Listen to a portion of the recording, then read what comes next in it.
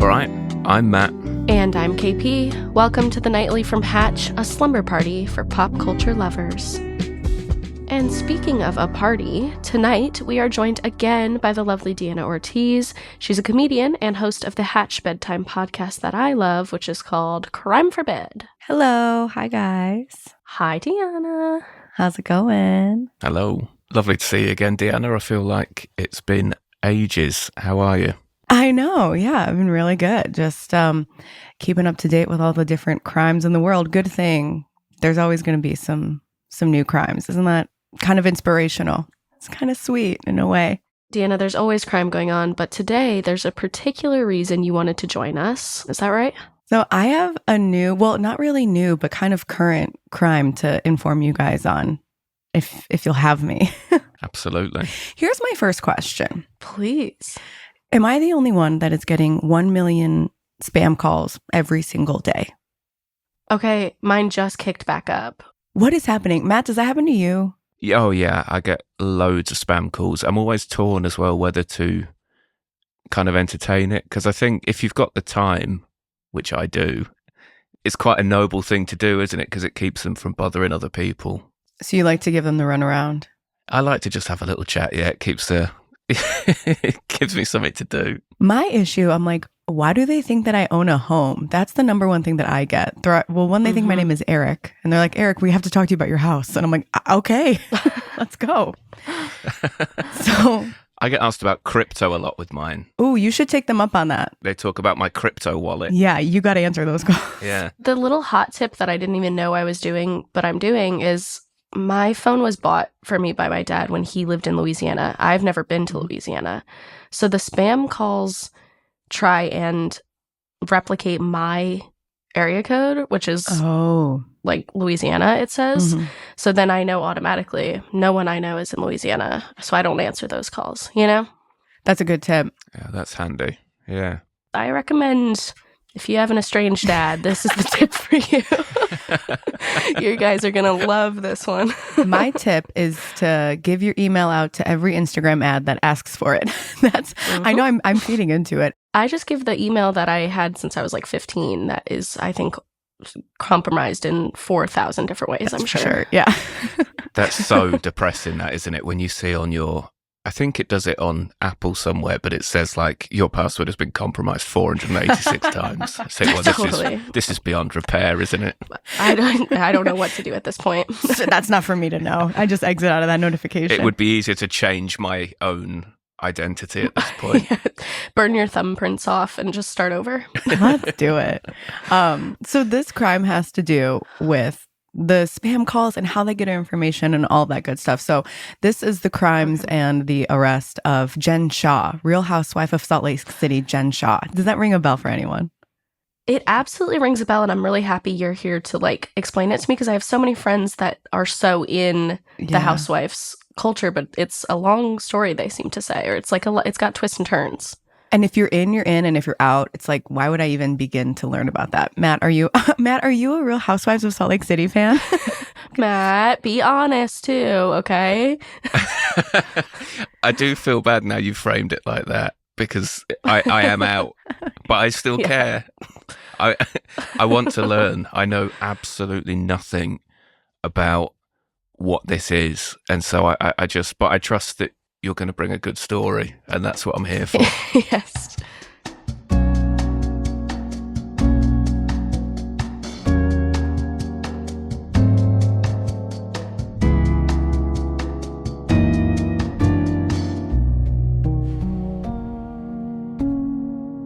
So we have the Real Housewives franchise, which is just like crazy women on TV throwing cocktails at each other, I think is a good way to summarize it. Absolutely. Okay, I'm back in.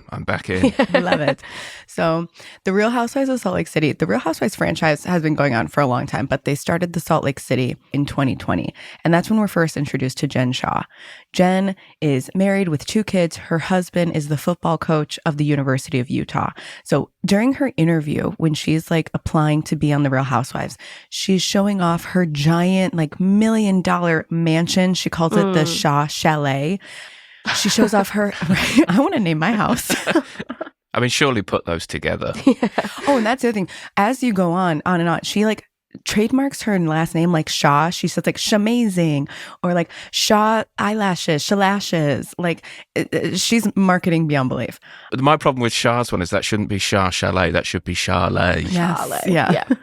She also is showing off like her luxury like clothes and designer things. Her husband even is during the interview was like, my wife is addicted to shopping. So right. Sure. Like that gets her the number one spot. Not only is she on the show, she's like the center of the show. She immediately becomes the fan favorite. She's throwing crazy parties. And she also introduces everybody to this full empire of people that are working for her. She calls them the Shah Squad. Of course. Oh my God. It's already like dark. I know. Like, my I know. It's goodness. already bleak. It's cultish, isn't it? Yeah. You may get to this in a bit, but like surely a college football coach amount of money is not enough to keep this Shah-Let and Shah Squad, is it? Exactly. So like Okay. that's the number one question that people have, like fans that are watching. And even when they do like interviews with them in real life, people are like, how do you have all this money? She has stylists, fashion designers, social media managers. She has 8 assistants. What are you talking about? Oh my God. So Wow. that's the immediate question that everyone's asking. And she tells people that she does market research and data analytics. Like she's just giving out buzzwords, right? Jargon. Basically, It's so She does vague. jargon for a living. Yeah. I do stuff and things. And everyone's like, for sure. Absolutely. She basically says, when you click on an ad or you click on something or you buy something, my company is the mastermind behind the algorithm that gets pushed to you. Okay, so vague enough. What? It's that type of back of the internet type coding stuff that she knows that no one really knows what's going on. Yeah, and it's plausible that would make someone a lot of money. Exactly. Because you go tech, okay, tech has money in it. Anything with tech, Yeah. you go, sure, that makes sense. Yeah, I can buy a Swiss chalet in the middle of Salt Lake City. Yeah, that's fine. So the show goes on the beginning of season 2. It's January of 2023. And they're just kind of filming the women in this like big party bus as they're going on vacation. So while this is happening, Jen takes a phone call and immediately she starts whispering. This is all covered on camera. It's amazing. You guys can watch it. But she takes the call and she starts whispering and she asks another housewife to unplug her battery pack. And then without really saying much, she says something about her husband having like a medical issue. She gets in a separate car and she leaves. And everyone's like, oh, sad. Okay, whatever. A couple minutes later, the cops swarm the bus that the rest of the housewives are staying in. Oh. Like my SWAT team, God. like not only was it like Homeland Security, Salt Lake City Police, New York Police. What? They flew in? NYPDs? Oh, Crazy. my God. Like the feds are here. The funniest part to me is that one of the other housewives, and they're all kind of watching it all unfold and they're going, oh my gosh, oh my gosh, oh my gosh. One housewife refuses to believe that this is not a prank. And she has a big goofy grin. Oh, And no. she's like, guys, is this a prank? Are we being pranked? Like she's living for it. She's like, Ashton Kutcher is nearby. This is happening. So funny. So eventually they come to find out that, they are looking for Jen and they go, Jen just left. And they tell, them she left in this car. She was going this way. Her husband had a medical emergency. No one really knows what's going on. Off camera, the police do find Jen Shah and they arrest her along with her head assistant, Stuart Smith, on federal charges for conspiracy to commit wire fraud, money laundering, and accuse them of running a nationwide telemarketing fraud scheme. Oh my God. Wow. I love reality TV because what a beautiful way to start season 2. That's how they open the second season. Wow. The producers were like, this is the greatest day of my life. Oh my goodness. They are amazing. Wow. Because we haven't had like a sort of arrestable woman on TV. Big Ange, I think. She went to prison, did. right? Yeah. Big Ange. Big Ange. She was mob wife. She's incredible. Yeah. There's like a mob related reality show. It's called Mob Wives. And, Yeah. Big Ange is exactly how you picture her. She was like Yeah. She's got the craziest voice and look in the world. Mhm. She's just like incredible. I really recommend. unapologetically mob wives. And there was a TV show dedicate, like genuine mob wives. Yes. That seems... And there was like some legal loopholes where it was like some of them, their husbands are already in jail. So it's like, that's fine. And then some, it's like he died. So it's kind of like, you know, there's no current arrestable. Some of them just work in waste management. Yeah. Exactly. Yes, exactly. Yeah. Oh, man. That's good. But anyway, okay, wow. So Jen Shah, because she was, I mean, I watched like maybe half a season and she was kind of the darling. It was like she's made for reality TV. She's like really got luxurious taste and this lifestyle that's almost like unachievable. And that's such a great point because like what you come to find out, her whole life is fake. It was totally unreal. So what was she doing? What is wire fraud telemarketing? What is that? Yeah. So for almost 10 years, Jen's company was taking information and selling them to higher up scams. So, you know, you would be on the internet and maybe you would see something, you know, that was like, do you want to work from home? Like make $100 million from working from home. And they say, yeah, I want to do that. They click on that and that gives their information to Jen's company. Jen's company then calls them and sells them a product, you know, like, oh, here, I'll build you this website for $1,000 and then this is how you're going to work from home. They don't really give them much information outside of that, but they do take all of their, you know, email, phone number, and they push them up to another level of scam, like a different company, which can then do the same thing again and again. So basically it's like, oh, I'm at tier 1 and you give me $1,000. I'm going to send you to my coworker and that's tier 2. And then you give them more money and then you'll be able to do all this stuff. It's very multi-level marketing. It's very pyramid schemes, but for scams. Did they elaborate on what sort of business they were kind of pushing? It was like mostly website building and business coaching, people just wanting to improve themselves and then trusting that these scam callers are the people that are going to help them do that. And, you know, very sadly, the people who sign up for this are targeted. They're elderly people and disabled people. They don't really know what to do with these things. It's also just such a bummer when it is, like you said, like targeting people that want a job, targeting people that would like to be making money, targeting people that are working to like better themselves is just, that's the problem with like a lot of these is like the LuLaRoe ones. It's just like you're trying to like take advantage of people that are trying to make some work. And even if people caught on or, you know, like maybe bought in once and then we're like, oh, wait, no, this is a scam. They still have their information. So they're being bombarded with all these different scams. Some victims saying that they paid upwards of $40,000 to $100,000 of their own money. Oh my God. To never be seen again. Of course. So no one really knows, especially because it's not just Jen, it's this big other company. So how much money are people stealing?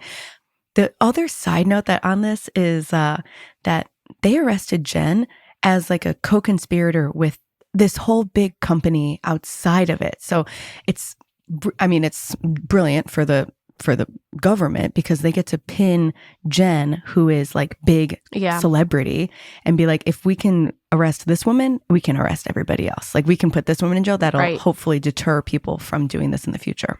Yeah. And it is just like, man, it's just shocking that she thought she could kind of get away with this because it is like the first thing you think when you see her is like, there's no way this is your husband's salary. What are you doing? It doesn't make sense. That is the crazy thing, isn't it? Why would you put that out there when you could just go under the radar? Yes. Like she could have probably got away with that for years and years longer. Exactly. When I do my big scam, no one will know. Okay. I'm burying that money underground. No problem. Yep. And I'm glad I got that on tape. So you're playing the long game. They do not know where to get you.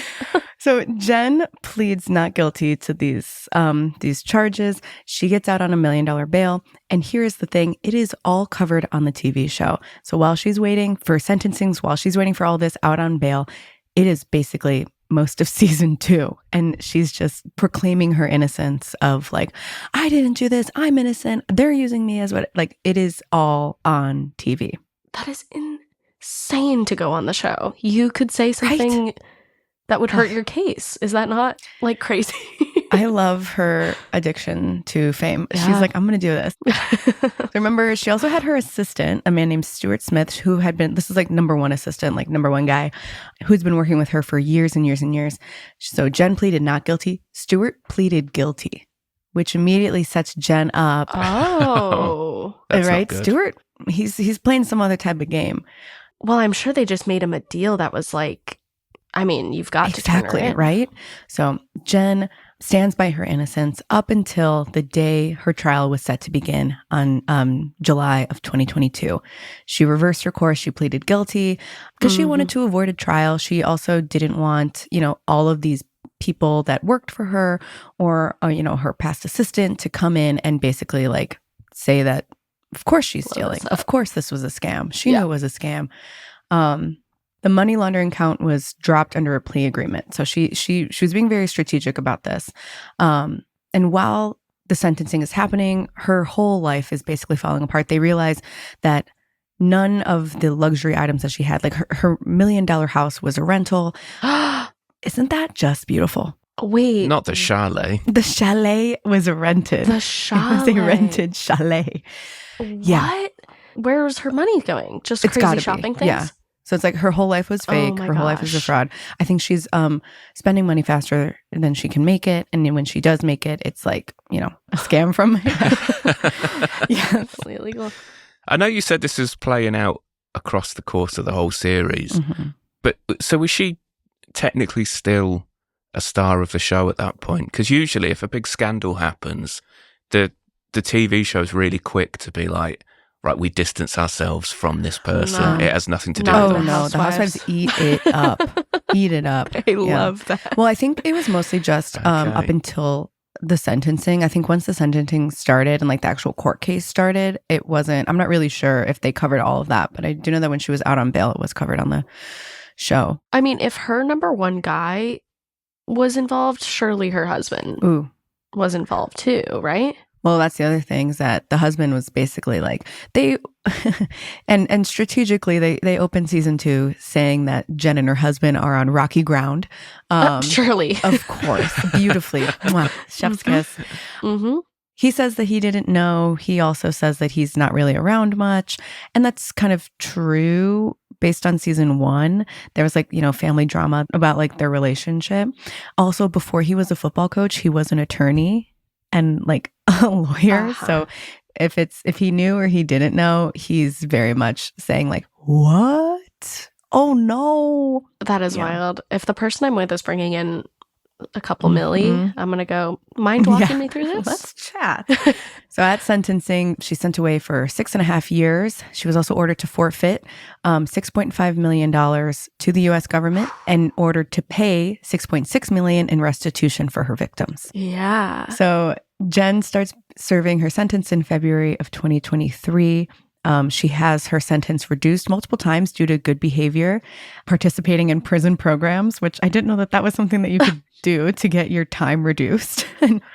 And also she starts making these restitution payments. So because of that, she got her sentence reduced and she's set to be released on December 10th of 2025.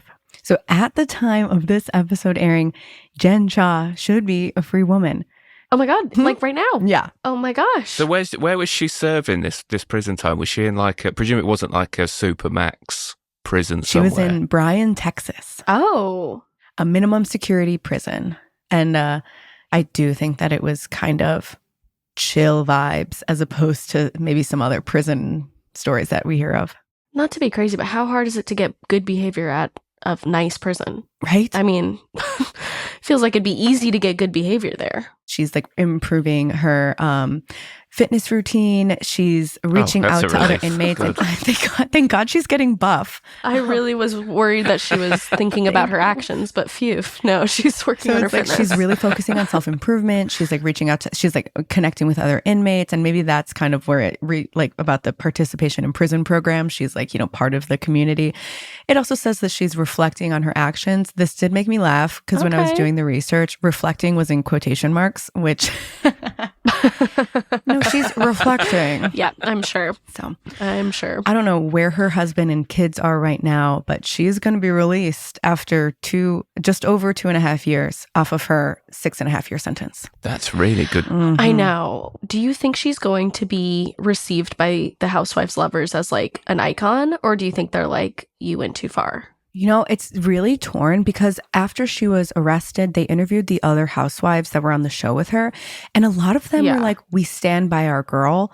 Like a lot of them were like, this is our girl. We like ride or die. The fandom is also kind of torn, right? Some people are like, she is a criminal. She is a thief.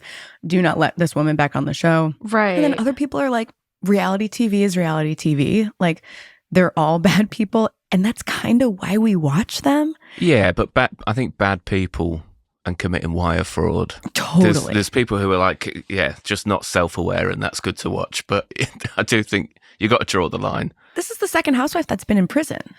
Teresa Giudice, I think is her name, went to jail with some things that went on with her husband. So this is like still, I guess this is part of the lore now that like the housewives are criminals. I mean, there's so many of them and they have so much wealth. I mean, you have to assume it's a matter of time. There's going to be law of averages. Is it how many housewives are there? I mean, there's probably like 100 housewives, right? Is that crazy? Man, there's a whole collection and you got to collect them all. And there's BravoCon, Matt. I don't know if you know, but there's like kind of a convention where people, it's really quite popular and everybody goes to just like see these housewives. What, to do like a sort of meet and greet? Yeah, meet and greet, panels, talking about stuff, selling your information. So you give them all of your pertinent information, and that's BravoCon, and it's kind of fun. Perfect. And then get a photo. Let's go. Wow. So, I mean, ostensibly, she's walking among us kind of right now. Yeah, right. So Andy Cohen, who kind of is like, the big head honcho in Bravo land, he said that Real Housewives of Salt Lake City will not have Jen back on the show, but he did say that she will probably be on other shows.